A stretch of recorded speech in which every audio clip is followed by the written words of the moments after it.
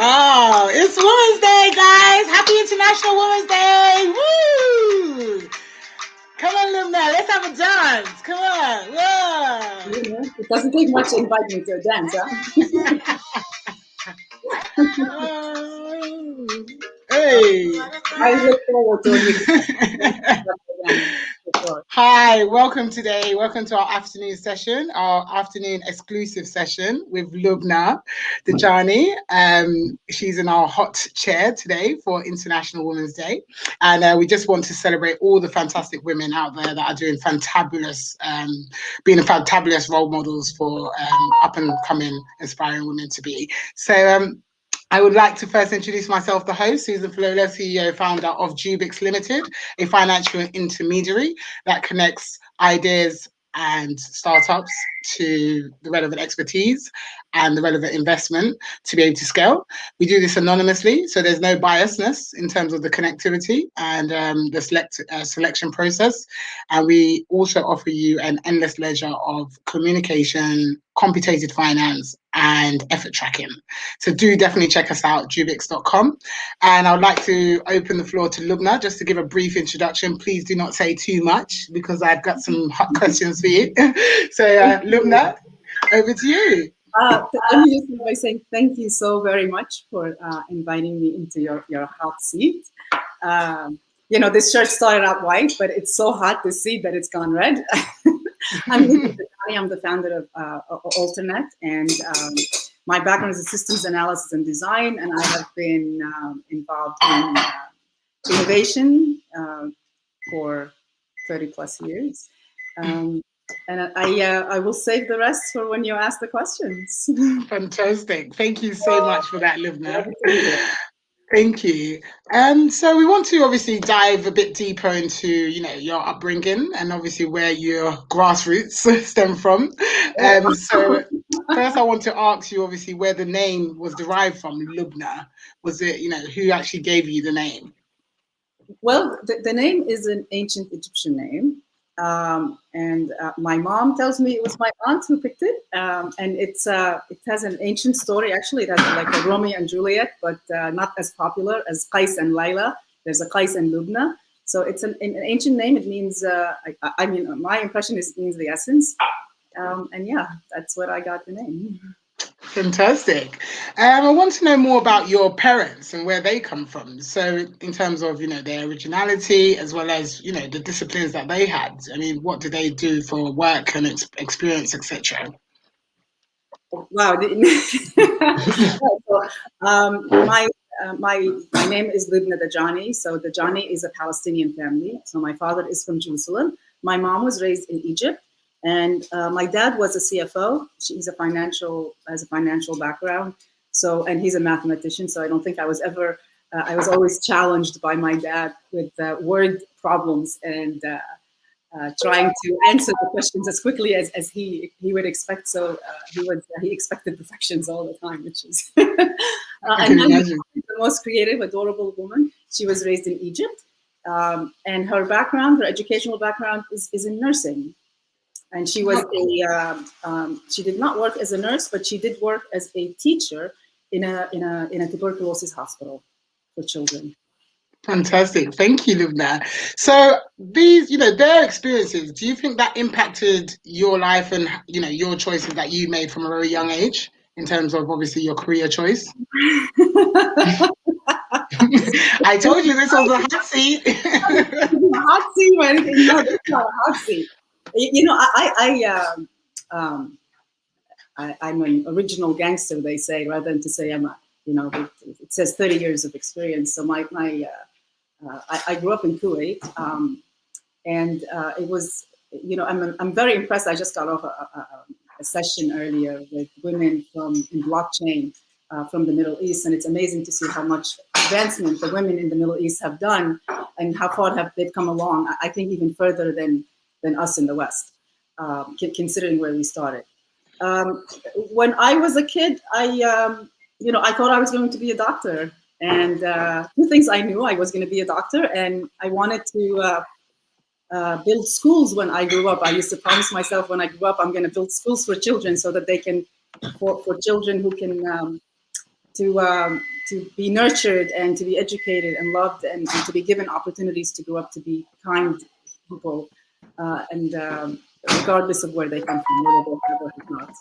Um, you know, I'll leave it at that. When I moved to the States when we became naturalized when I was 10, and we moved when I was 16 to New York. So it was only a few months before I graduated high school. Unfortunately for me, that meant that I lost the scholarship that Kuwait was providing me for my education, and I was angry at my parents. So I didn't want to become a doctor anymore because I didn't know that at the last 3 years you get paid as Indian residencies. So I decided, having been a geek, I think as a child, and I was a big fan of the Jetsons, and I saw that movie Tron, the original, that is, and I decided, everybody's going to need a computer in the future. I didn't know I had a crystal ball, so that's what I wanted to do, and I decided not to do computer science. That was the predominant degree then. I found a school, a business school that offered systems analysis and design, computer and information systems analysis and design, and I thought this way I could, by creating the systems for companies, then I would learn all about the different aspects of industries and business. So that's how it all started. Fantastic. Thank you for that. I don't think anybody's ever asked me these questions. Wow, there's always a new day for a new thing, right? Oh gosh. So what I wanted to go on to ask him is that obviously, having worked, for such a long period of time, and having experienced, the corporate sector, the startup sector, have you experienced any biases in terms of the approach, given, or in terms of the actual activity? You mean because I was a woman, or as a woman in tech? Yeah, any biases. So yeah, well, you can have done. I graduated high school in the late 80s, mid 80s, not what late 80s, high school in the early 80s actually. I'm just doing the math. Looking back, I think I got my bachelor's in 88 in systems design, and I am a Middle Eastern girl, so I was viewed in New York. So I was an Arab girl who's driving innovation, and who I did Unix in college as an experiment. It was an experimental class. So people in my time were doing COBOL mostly, and people in my time were focusing on getting jobs that you would stick in for a long time.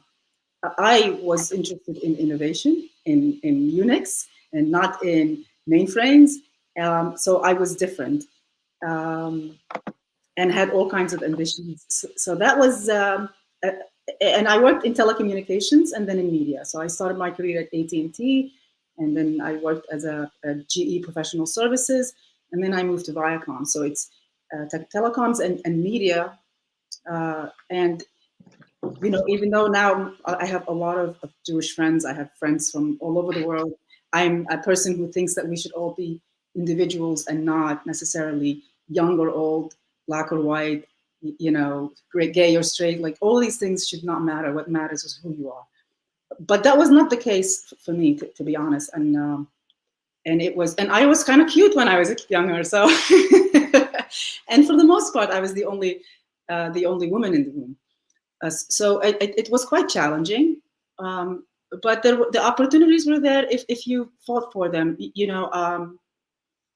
The pay was certainly, at one point, I can tell you that I had an opportunity because I did innovation and I had emerging tech and I was the only group in the early 90s within Viacom that did agile type of development work. And when Viacom bought Blockbuster and Paramount, we were a 5,000 employee company that bought an 80,000 employee company. We became an 85,000 employee company overnight. And I was asked, can you give us a view of the entire company, all of our employees at the same time? Because, the mainframe systems, traditional IT couldn't do that at the time. And it was, I had to merge the data from the different systems to make a unified view. And that was the first time I got to see everyone's salaries. And how did that feel? And I actually made about 100,000 less than the male that was. I mean, wow. But I was and I probably did the work of 4 others. Oh wow! So did that impact your your ambitions? Did it make you feel less inferior, or did it actually challenge you to be better? I was always at the time I really cared about the work that I was doing. I cared to play with innovation and new tech. I mean, I played with Mosaic in '94. That was before Netscape, and I was arguing within at work then that we needed to use this technology. I was also doing imaging and document management and virtual spaces where. So I did things then. I mean, I did work where we had Thomas Dolby on screen, looking with his band, and the band was actually distributed between New York, Miami, and LA. But on the screen, it looked like they were all together on stage, and the dancers, even though they were in different cities, they looked like they were together. So that's what excited me. Innovation, how do you apply technology to simplify life rather than add to the clutter of it, was what I cared about. How do you create systems that were empathic to the user? So IT then was green screens and ugly, and I was in 1990. I was working with a project technology called Easel, which was running on OS2, which an IBM platform operating system that preceded Windows, and I was writing systems that would front end several unattractive green screen nameplates to give visual and colorful interfaces. So that's what mattered to me. Mattered to me is that I'm able to do to work on things that were innovative and new. And how do you apply emerging technology,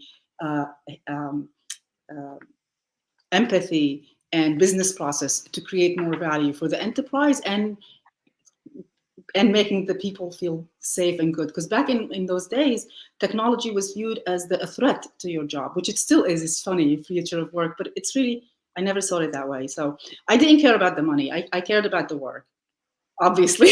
yeah, of course. Yeah. It really resonated what you just said just now. Obviously, building Jubix is a similar type concept in terms of simplifying the processing of engagement and making sure that, the inclusion is the main factor and not obviously having, siloed groups, siloed teams, siloed departments. You want to have a fully working system. You don't want an engine that needs oil. You want an engine that has more than enough oil to go how many miles. So for me, I think what you said is really resonates really in terms of the empathy that you said as well, that creating a system that actually entwines all of that and integrates all of those elements can actually create a more sustainable future for us all. And I think that's what people don't realize. When we say diversity and inclusion, we're just trying to say, bring more blacks and now, tick the boxes, or bring more women and start ticking the boxes. We're actually saying create an inclusive infrastructure that actually has a framework around it that actually can be implemented, and actually we wouldn't have to be having these same discussions years later about inclusion and diversity. So that really resonated with me. So I wanted to talk about, obviously, your future plans and what you see yourself doing in the future in terms of technology, or if you have any other interests because I see that you have a lot of things on your LinkedIn. So I wanted to talk about those various projects that you're involved in. But where do you see, where do you see the future of technology, for example, first and foremost? Well, technology is a horizontal enabler. And technology is as a vertical, it's a big stack. It's from the infrastructure all the way to the application layer. So there is, and this is my interest obviously oscillates up and down the stack. Where there is innovation that can further the ability to deliver a solution that is more meaningful. So technology obviously is here to stay. Blockchain is here to stay, or I should say distributed ledger technologies, which is, at Viacom, I started a group in the early 90s called Collaborative Systems and Emerging Technologies. So the idea of having the bringing together of different innovations across the silos, or the stack rather, is something that is very dear to my heart. I'm now having more interest in also going down the stack into energy, because as we become more dependent on our digital existence, the quality of our everyday life becomes highly dependent on it. And I don't really like to call it a digital twin, because it's really not a twin necessarily. Maybe we want to make it a twin, but it's more about your liver is not a twin of your kidney. There is organs that function to support your system of systems that makes you. And our digital self, or our digital extension of ourself, where all this data that is being generated, not just by us, but about us and about the links, all the technology layers that have to come together to enable this communication. For example, when we're speaking now, there's all sorts of technologies that are involved to ensure that this is happening. And there is all sorts of data that is being generated in support of this channel to happen, this communication channel. So all that data, together with your self data, your physiology, your own, what is happening inside of you, together is the new you, is the collective you. So I say we need to develop a cyber organ, to look after your digital flow, just much like your liver looks after your blood flow. And it's your cyber skin. So this is your skin. This is where you are now. But we need to become more aware of where we begin and where we, I don't want to say it end, but rather expand and interact in the digital realm. You resonated with me yet again. It's our second banner on the Jubix platform, the scientific approach, and making a formula for success. At the end of the day, like you said, health is wealth, as and what people don't understand when we talk about financial inclusion, financial literacy, it's not just about actually having fiscal funds. It's about what transcends after that. So once you know that you have an equitable opportunity in front of you, and you're able to present yourself in society as somebody of value, then you can actually take that forward and actually grow. Whereas if you don't feel that, you can have, feelings of anxiety, depression, then it goes into mental health, and then, what results to extensive periods of these kind of situations. So, it's definitely a key thing, to be able to develop a product that would actually facilitate and help support such organisms. I like the way you said. One of my projects I call Enora, which is about exactly that, to help you harmonize your psychology, physiology, and your digitology. This actually goes into my next question about well-being. I wanted to know, what are your little, what do you do for hobbies? Is there anything that you do externally from obviously your pioneering work that you've been involved in? I'm a total geek, I think, and my geekness is up and down the technology stack, but it's really about STEAM. But I mean, as hobbies, other than my geeky self, I'm if you know me, I'm a sea girl. I love the water, and I've over the beginning of the lockdown, I learned about the value of. I always wanted to meditate, but I never knew if I was doing it right. And then actually doing it is just attempting it is doing it right. And then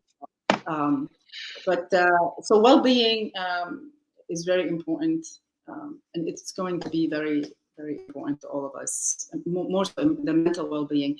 But you know, I long to be able to travel again more meaningfully than I do now, and I'm sure we don't need to stop traveling. We just need to find more cleaner ways of cleaner energy sources.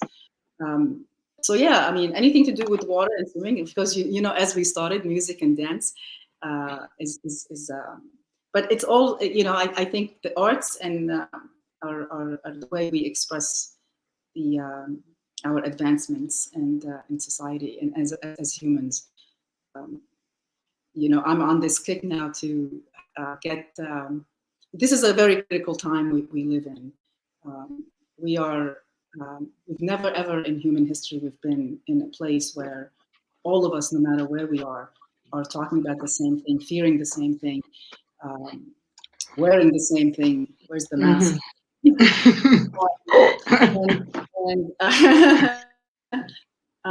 But it's an opportunity, you know. It's an opportunity for us. Like I wrote about this. I wrote in the alternate that this will come a time. This is a time where we, for the first time, we all have a voice, and we need to take stock of our being, ourselves, not just as physical beings, but as digital beings, and understand the importance of what it means to have, what it means to live in a digital society, and to begin to examine and actionably move to correct. I think we were dyslexic when we said humankind. We meant to say kind human. So I think these lockdowns and this extended period has put us in a lot of, there's a lot more. I think the aftershock is always worse than the initial, and mental well-being, emotional well-being, societal well-being, and moving to a world where we value each other and we recognize our own well-being is best found in the well-being of all of those around us. And if we, even if it's just our immediate circle, and our immediate circles is immediate circle, there's that echoing effect. So my hobbies and my work are really fun, and the swimming, the dancing, and I also I'm involved in music tech fests and what have you. It's one and the same, really. I don't do this for just for the money. The money is a byproduct. I do this for the love of what you can do with it, and how I see how it gives us a tool to become better people. The sad thing is, and the danger, I shouldn't say sad because I'm an optimist, that we technology and advances across the field, all fields of science amplify really about how we apply it, and not about it. You know, people think that blockchain, for example, and cryptocurrency is the great liberator. It's going to make us. It's going to protect us. It's going to make. But it can if we apply it as such. You know, we talk about financial inclusion, but if we're talking about financial inclusion or identities for all, as we work on self-sovereign identities, for example, but the people have access to electricity or communications, then how is that including them exactly if we're talking about digital currencies? We need to get out of our little silos. We have been trained all along to, especially when I was even younger, you have to focus, and what do you define focus? So we need new terminology. We need to distance view, because you don't live, eat, breathe one thing. Yes, that makes you expert in one thing, but the beauty is in seeing a bigger picture. You know, I say, if all you see is blue and all I see is red, how would either one of us ever enjoy the array of purple? I think you should be a poet as well. You know, I was a kid in Arabic. I did write poetry, but I'm not surprised. But it's very true. And I, even when I started Stratamerge, my first company, when I left my corporate world, and it's a funny story. You know, I was when I announced my pregnancy, I was given an ultimatum. You know, your career, well, it was actually put this shit on hold or flush your career down the toilet. It's so I started StrataMerge with strategies for emerging technologies and markets, and it was and my tagline was and at the heart of it was innovation through collaboration, and that can't be more important than it is now. We need to take all of these silos and all of these, whether they're cultural, whether they're sciences, whether they're technologies, whatever, age, all of that. And I'm not saying, you know, become interested in all of that, but it's important to step back and look at the, you know, what comes through when you open up your mind and your view to what else is there. And what ultimate ways you see it. So this is an amazing time because we have an opportunity to change the trajectory of humanity. If we continue at the rate we're going, it's not going to. We're not like or a Matrix even type of a future. It'll be as dull and boring as the Borg if you are a Star Trekkie. All of us acting the same, talking the same, fearing the same, and there is no scarcity in life. The only scarcity is your own life. We all have 24 hours a day, as we've all agreed. That's the one thing we've agreed on. And or when the sun rises and the sun sets and the moon rises and the moon sets, and that's it. What you do with it, where you put it, is what matters. And life is amazingly beautiful. It really is. Absolutely. Especially on International Women's Day. It's the most beautiful day today.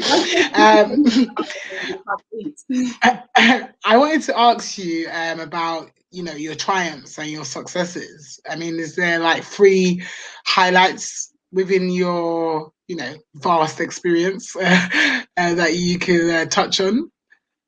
And maybe 3 projects that you were a participant of.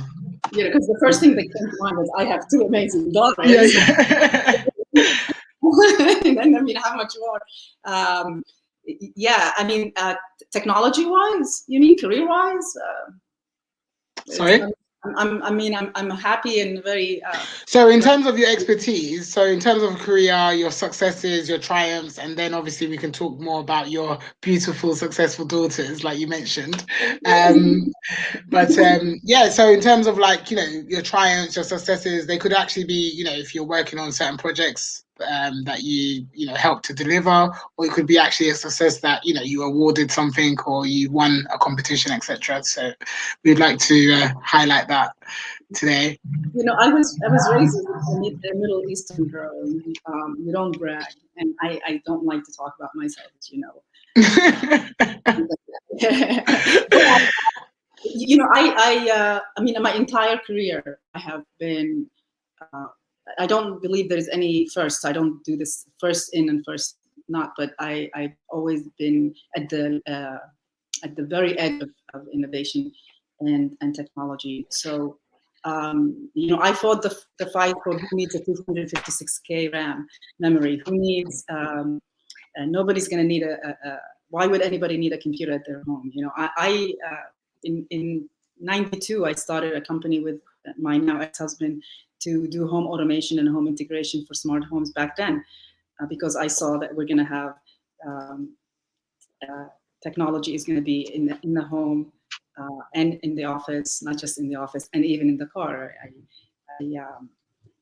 When I left Viacom, that's what I became. I took a position with a telecommunications, a wireless carrier called Independent Wireless One, and that's when I fell in love with mobility.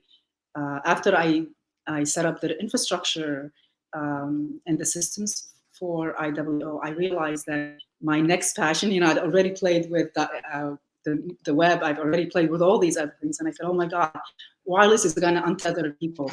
Internet untethered, the web untethered people, and wireless is untethering the web. So when we talk about IoT, we talk about all this stuff. I wrote the alternate paper as a chapter in a book on the impact of future cities. And in it, it's because I'm tired of us teaching people terms that are meaningless, like 3G, 5G, whatever G, IoT. It's all marketing speak that sells a product, and it's really about the experiences we create. So I talk about awards. I was one of the founders of Mobile Monday, and Mobile Monday was ended up being very quickly a global network of entrepreneurs and mobile enthusiasts. And I was called the fairy godmother of Mobile Monday because of how many chapters I helped launch. And I was voted then the most influential technology community builder in New York in 2007, and third most influential in technology. But even I think I outranked even Fred Wilson, the Union Square Ventures at the time. And in 2010, I was named one of the mobile women to watch by Mobile Marketer. And more recently, in 2019, I was named one of the women in leading women in IoT for technology for good. And I didn't apply for any of these. I didn't even know I was nominated. So I guess it's really not about the awards. I mean, if it were up to me, I'd like to. My friends, and as you know, you've heard me say, I just want us to make this little group like a spoon of yogurt. If you know how you make yogurt, you put a spoon of yogurt in warm milk. Usually take milk that's about to go bad, and you put a spoon of yogurt in it, and then the whole thing becomes yummy yogurt. You don't remember the first spoon that went in. You don't know which bit of the yogurt that you're eating now and you're enjoying now was the initial spoon that made the whole thing yogurt. And that's what I'm hoping for. I wanted for us together to move society to a place of kindness, of instead of sacrifice to satisfaction, to instead of being me. It's very important. Self-love is really important. I was guilty of being so selfless. I learned this from my mother. I was very busy. I mean, you could look at. I can point to people who I've helped who are much richer and much more well known than I am. But it's if I can get enough people to see that and I know it's happening, that our own well-being. I mean, look, the Earth is like a beach ball. It's not like if you put a hole in it, the whole thing deflates. And if nobody is if people are not suffering, people are not designed to hurt each other. Our systems. So we need to change our belief systems. But yeah, and I think I'll stop here. Fantastic. Thank you so much for that, Lubna. So I wanted to obviously go into a bit about your personal stuff. So obviously about your delightful daughters that you mentioned earlier. Yes. So yeah, would you share a bit more about your family dynamics? Well, I'm very, very, very, very, very, very proud of my daughters, and I'm in love with my mom. Yeah, you told me you're so in love. Yeah, I adore that cutest little thing ever. I always have. I have this hero syndrome, I think, but my girls are amazing, like all children, but they're not really children anymore. They're 22 and 24. My eldest Hannah is. I think you two need to meet. She's. I've seen some of your amazing artwork, and it's a similar style. I think Hannah is a digital artist. She is. She works with Forcibo, the Subway Surfer. It's funny, she played with it when she was a kid, and now she's designing, creating characters for the game. And Nina is the most beautiful, soulful singer-songwriter. Yeah, she lives in London. Nina is in Copenhagen. Hannah is in Copenhagen. Nina is in London. Fantastic. Thank you so much for that. I wanted to touch on like equal opportunities and how you felt. Obviously, do you feel that the opportunities that you've been presented with were given to you on merit, or do you feel that you had to fight for those opportunities? And do you see the few obviously at present times now, do you believe that women are being spearheaded into leadership roles? And if they are they being harassed on the job? Sorry, because it's better to state the facts. And well, look, I had to fight for every, I don't even know if it's fight. I had to endure.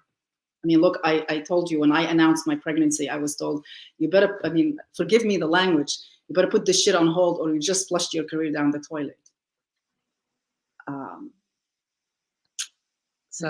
But in Arabic, there's a saying that says, لَعَلَّكُمْ تَكْرَهُ شَيْئًا وَهُوَ خَيْرٌ لَكُمْ, which means you may hate or dislike something that happens and think it's terrible, but it may end up being one of the better things that happen to you. So I started Stratamerge and became a consultant. I care a lot about innovation, so I was able to, I have taken many roles as a chief strategy officer, chief innovation officer, even in titles that became popular later. Yeah, where I can do the work that I think is important. But it was quite a challenge, and I was not one of these women who knew how to. Who gave myself enough self-love. So I can't just blame others for it.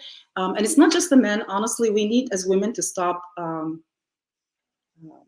playing victim. I mean, not that we were playing victim, and don't get me wrong. I mean, I don't think anybody's, I mean, I carry every scar you can think. I mean, I was born Palestinian. So there's that refugee thing in the Middle East. I was then an American Arab. So there's that Arab. Not only was I called a terrorist, I was asked if I lived in a tent and if I had a camel, which I had not had any of that. But even my daughters, and who are 22 and 24, when kids found out their mother was Middle Eastern, when they were in middle school, they were called terrorists. So discrimination happens, but it's out of ignorance, not out of nature. I don't think it's human nature to be like that. I think it's our training. It's someone figured out divide and conquer. That's why all these silos, like I don't like when they say, and you and I have talked about this, Black women, young girls, blah, blah. Well, why? Why further segregate? Why further divide? It should, so yeah, I think also when I was discriminated against or when I was harassed as a young professional, and they were women, whether they were in my field or in HR, they didn't help. And I think partly because they all had to fight, and we've been conditioned to think we needed to compete with each other, women, so much for the little bit of crumbs that we're given. But there's enough of us now, and the whole world, and I don't care if it's cause washing, women washing, greenwashing, whatever washing it may be, let it all wash. What matters is what we do with it. Let's become more actionable. We've talked a lot. We've all talked so much. It's time we do, and it's amazing. And really thank you for honoring me, for recognizing me, for appreciating I don't want to call it the fight, but the cause that I represented. And by the way, this goes for not just, we need to do this across the board, everywhere. So yeah. Absolutely. I think you're so right in so many ways. I mean, in terms of, this Bitcoin craze and everyone's, mad about Bitcoin, but actually Bitcoin made an inclusive community where, you didn't matter if you were Black, Asian, white, woman, male, your sexuality didn't matter, because this was a community that was just infused by the whole Bitcoin craze. So I think that it's not actually Bitcoin as a currency, but I think obviously, like you said, the DLT underlying infrastructure could actually help to obviously eliminate this wide gap. And then also you also touched about, you know, women also, you know, continuously, you know, feeling victimized. You know, we shouldn't feel victimized. We should embrace our capabilities and actually empower ourselves to know that we can do whatever it takes when it comes to any task, whether it be from bodybuilding to you know, picking up heavy machinery, you know, whatever it takes. And I do agree with you in such aspects, is that, you know, obviously I'm, you know, much younger than Lubna, but me and Lubna have been able to still been able to connect based on value and interest. And I think, you know, that is the crucial thing that people need to realize, that it's not about how somebody looks, you know, what religion they're from, what, what sexual relations they're having, but more in terms of the value and the interest that connects and binds you together. So for me, when I was growing up, I actually had, you know, white best friends. Like, I didn't even know I was black until the age of 12. When I said I didn't know that I was black, I knew I was black, but I never like, you know, I never I never took it on board like, oh, I'm black, I need to act black, and I just thought I was neutral, right? I just thought I'm Susan. I never thought, oh, I need to be in certain groups. I never, you know, fitted in certain groups anyway. So I've always been like quite multifaceted in aspects of relationships and meeting new people. It was until after 12 that I met, you know, other girls, you know, a black male, mainly dominated a black female group. And then obviously I started developing my blackness, as you can say, in the inverted commas, which I don't know what that is. But for me, I think that, you know, to label, to stick people into these formalized categories where we're talking about decentralization, we're talking about Bitcoin, we're talking about there not being a cashless society. So we're moving so far away from tradition that it's so funny that we're still stuck within these constraints, because at the end of the day, the focus should be on moving forward and not sitting and having discussions. You know, we can all have discussions, but actually to bring about a solution and make it happen. So why I'm talking about this so passionately is because actually today I've had actually an emotional day, and for me to actually say on screen is massive for me, because I never tell anyone when I'm feeling down.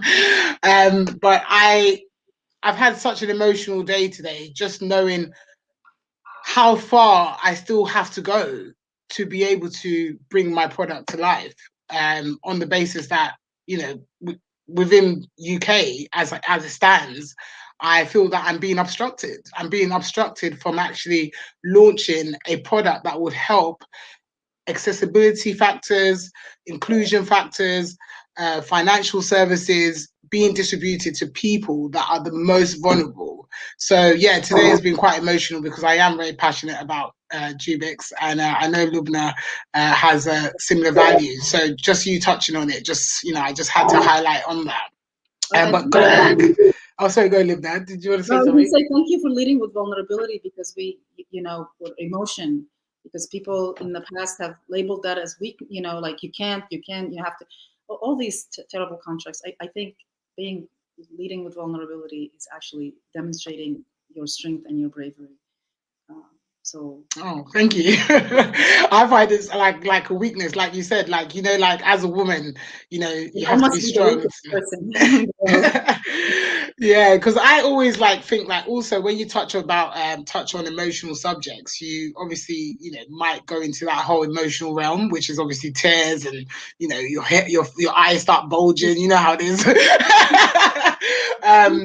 But for me, you know, I feel that, you know, people really need to listen.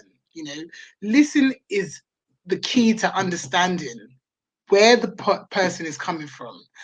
And a challenger is not always a challenger. A challenger might have gone through different experiences than you have gone through, so they're more than ready to challenge anything that they do not feel, you know, meets, you know, their values or interests. So it's really important to first listen, to secondly understand, and then to also value the interaction made.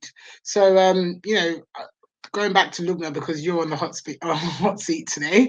I want to talk about, obviously, has there been any pitfalls, obviously in your career that, you'd like to touch on in terms of, that really got you into a really bad space and you were able to lift yourself out? Is there any, experiences that you'd like to touch on? I just wanted to comment on, you said about listening, and, and I once was in a lot of pain, and I to calm myself, and I just wrote myself this big, and you should see it's like a geek talk, alert system overload. One of the things at the end, as I was writing about lifting up, one of the the isms, Lubna is known to have some isms, other than life is a matter of perception and response to any set of circumstance. So it's important to re-examine your perception and your responses. But also, I also remember writing to myself, listen and you shall be heard. So I completely agree with you about the listening. Challenges, it's a matter of trust, and it's a funny thing, that word trust. And I think I was one of those earlier people who coined the digital trust from. We had enough trust in society, we wouldn't have so many lawyers and so many backed up courts. By the way, it's important to understand that the blockchain doesn't give you that. It doesn't make things secure, it makes them open. You have to secure what you're putting in them. And security happens on all the layers of not only the technology, but also the physical and the psychological and the emotional, and down to, and when I say physical, I mean also the access to the systems. So trust is, I openly share. I'm a very openly sharing with ideas or what have you, and so that's one thing. The other thing, really, it's about oneself. When you're a visionary, or you're and now I have a 30-something years worth of a career to demonstrate that, damn, I was right. The things that I was evangelizing and talking about and wanted to do, and the ideas I wanted to do, if I build them today, they would still be innovative. Go figure. But you let other people tell you what is and what isn't, and know you're crazy or you're this or that. You have to believe in yourself, and that self-love. I was so busy loving everybody else and trusting everybody, wanting to help others, but I didn't help myself, maybe. And if you don't love yourself enough, and it's not to say, oh, you're depressed or you're suicidal. It's none of that. It's like well, I didn't leave any room for me, so I can't blame others if I didn't prioritize myself in the past. But I was getting, my high was in how highlighted, or how the work that I've done brought such success to other people. Yes, my mom told me, do good and throw it in the sea. So I thought, oh yeah, they'll be grateful. And so it's and learning to forgive. Forgiveness is one of the greatest gifts that we've been given, the ability to forgive, and not just others, but yourself. So we can move forward, and expand. So it's really, I'm so tired of all these exclusivities. I'm here to create, and I, together with you, Susan, the most exclusively inclusive. We need to, our differences is what our similarities intensify us, in that they make us, that we have, when we're like-minded, or we're similar in something, then we have that much more depth in it. If we look at it that way, then it's really not competition, it's further depth in that. And then our differences is what expands us. It's what enables us to see what we could not see. But we have to trust ourselves, love ourselves, and recognize recognize that our own well-being is best found in the well-being of the environment and around us. And the environment around us is planetary well-being, and it's social well-being, and it's not just money is just something we came up with to be able to exchange. It's not real.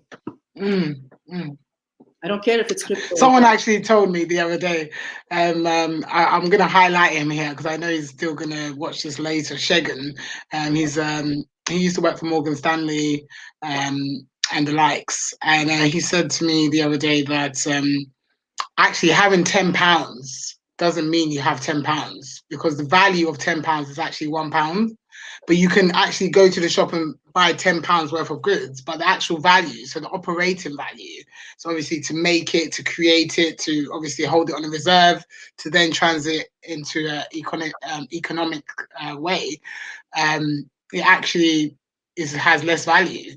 So that was really, he called it bonds. He said that's, a clarification of bonds. And I said, oh, wow, it just shows financial literacy is so important.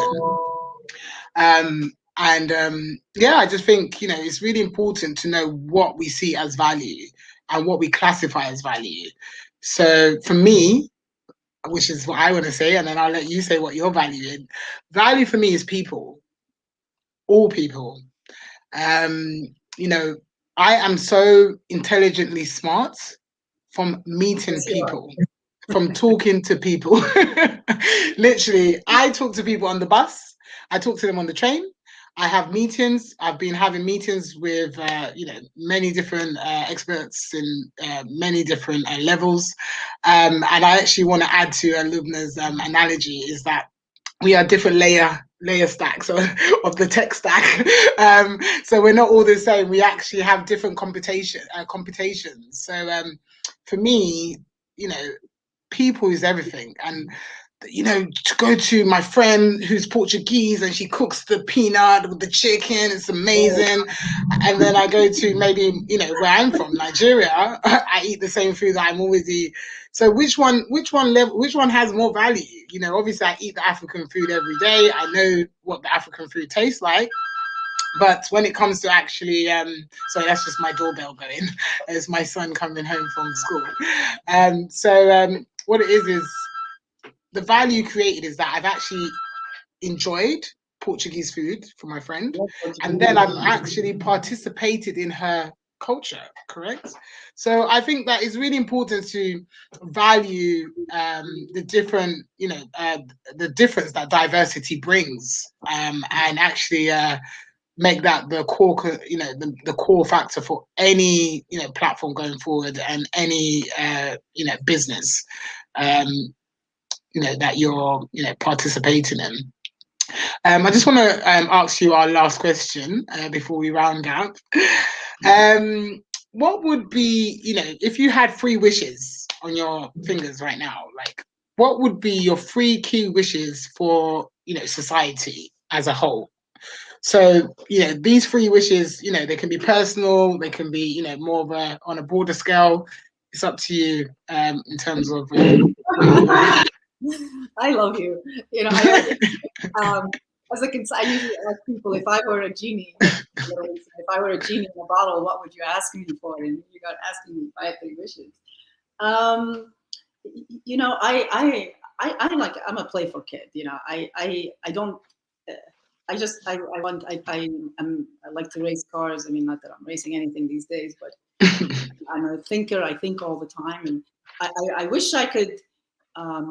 I wish there was a way for me to be able to give people an insight to what I see in my head.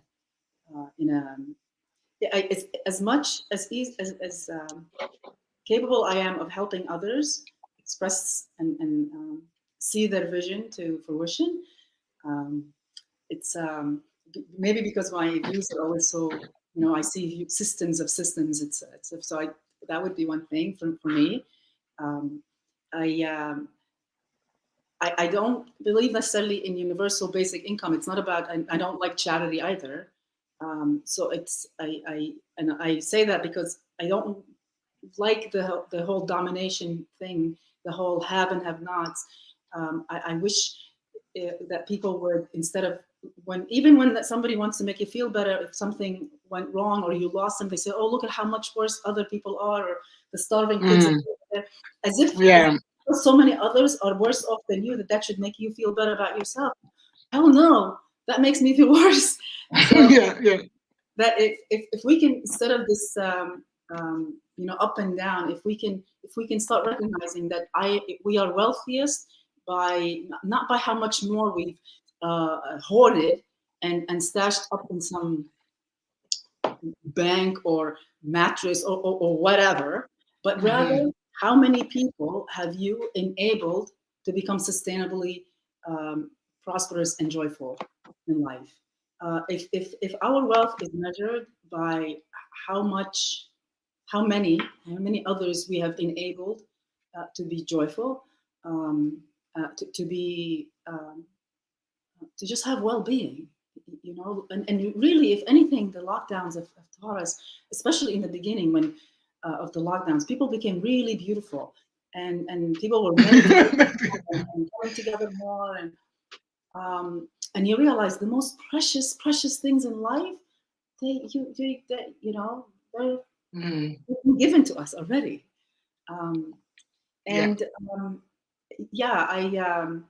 I have this. I'm working on collaborating on a campaign to bring people together. It's bring the value of science, technology, engineering, arts, maths, compassion, skills and capabilities, and the interest of doing well for ourselves by applying it to do well for others, and especially for those who are underserved and underrepresented. So when I said I don't believe in universal basic income type of a thing where you're just handing money or something, I want to hand enablement, dignity. I'd like people to be able to stand on their own, not have to wait for the next job that keeps us further distressed. It's good to have focus and concentrations in the areas you care about, but the beauty and the value of that is unlocked when you bring them together. The value of any science or any technology is when you bring it all together, then oh my God. And that's what's happening in reality. That's what happens. What happens in society is the advancements here all come together, but we are unaware. So we need to now shift our focus from, like I said, from being whatever our belief systems have all been demonstrated to be off base. So let's move from being the humankind we've been to the kind human we were created to be. Absolutely. Yay. Let's part. Yeah, we're gonna dance again now. So because it's a happy International Women's Day, so we're gonna have the floor. You ready? Ooh, you ready? How much I really need you. I dey pray for the day when I can finally kiss you. Every day I pray for you. We can't go out anymore, so we have to. Thank you so much. Thank you so much, Lubna. It's been a pleasure, absolute pleasure having you on the show today. Thank you for our attendees. We actually was able to, because there was a technical difficulty with our LinkedIn page, which I'm going to be talking to StreamYard about. It's actually happened repetitively, so I need to get that sorted out. But yeah, thank you for our viewers, and thank you for staying on the whole duration of time. And Lubna, thank you again, and I wish you all the best of luck with your endeavors. And obviously, I look forward to future collaborations. Take care. Take care. Bye. Bye.